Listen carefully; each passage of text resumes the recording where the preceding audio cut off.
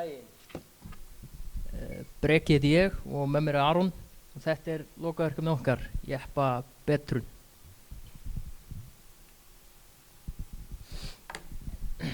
Vélabreitingar. Við vorum ekki alveg nógu sáttið með þessa 2.4 bensín Toyota vél sem var í bílnum. Hún bara 114 hestafl og 1.8 gata amerísku vél. Þannig við ákveðum að skipta henni út fyrir 2 lítra BMF dísilvél. Hún 150 hestafl og 330 Nm frá verksmiðju. Af hverju BMF? Hún var til inn í skúr og við erum miklu BMF kallar.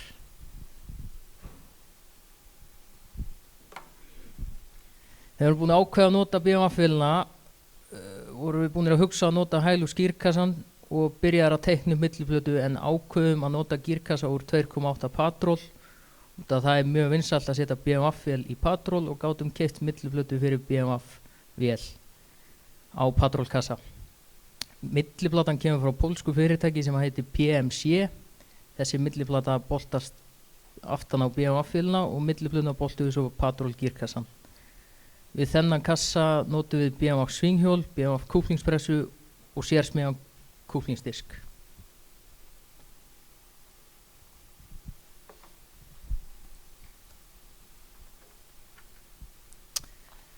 Við notum Hilux drifsköftin, svo smíðum við bara breytistykki á millikassan, svo Hilux sköftin boltast bara beint á. Við ákveðum að senda upprænlegu vélartöluna út til Bretlands, þar sem fyrirtæki sem heitir House of Torque sem sérhæfir sig í BMF dísilvélum.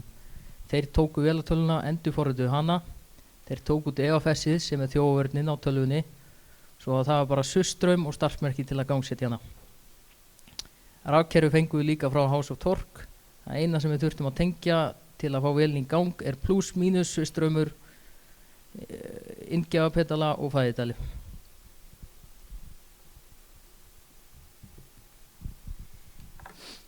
Úrhleypibúnaðurinn hjá okkur. Við notum Nardi 508 loftdælu, lokakistu með 8 spólulokum sem við stjórnum með rófum fram í bíl. Lokakistan, slöngur, fitting og mælar, allt versla AliExpress.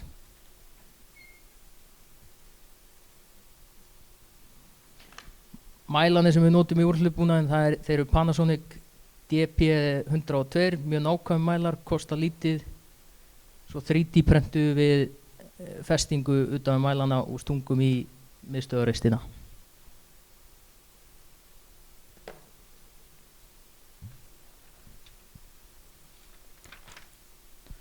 Snúningssniðin, þau eru smíðað úr pípulagningafittingu úr húsasmiðjunni og þessa uppskrift fundum við hann á Jeppaspjallinu.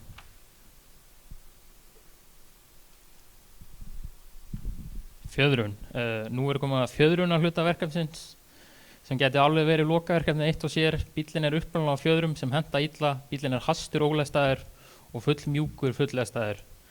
Við skoðum hvað aðrir var að gera. Það var allt frá því að setja fjaðrir úr öðrum bíl og yfir í til dæmis forlink-kerfi sem sennilega flestir á Íslandi eru með í Hilux.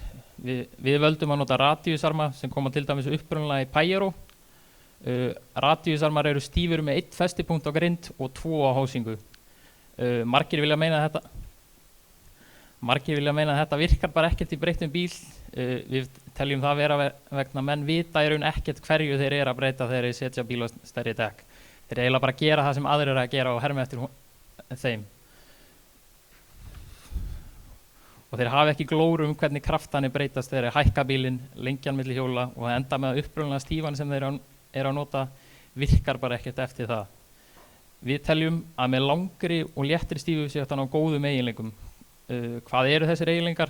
Það helsta anti-squat. Hvað anti-squat? Anti-squat tala sem segir til hvernig bíllinn hegðar sér við hröðun. Það talað þetta í prósentum. Flestir óbreyttir bílar eru í kringum 100%.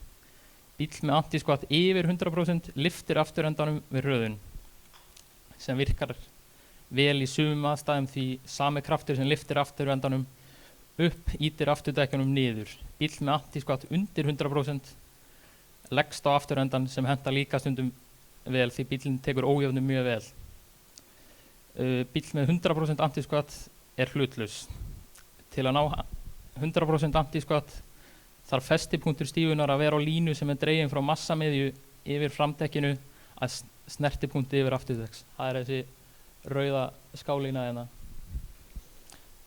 Því bíllinn okkar er mjög langur milli hjóla væri þessi stífa full löng, 2 metrar. Þannig við styttum hana niður í 140 cm sem gefur okkur antiskott á bilinu 105 til 110%.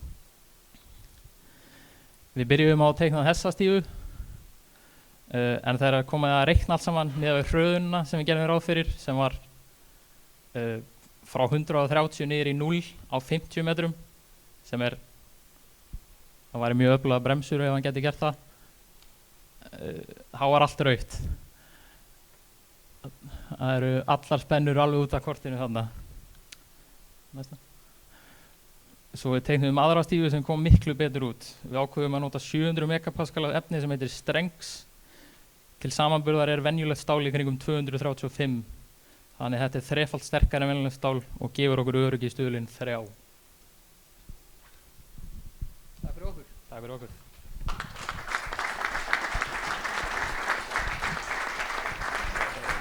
Eru þið með einhverjar spurningar? Smíðuðu þið hérna kúpnistyrkin? Það er pöntuðum hann erlendis frá.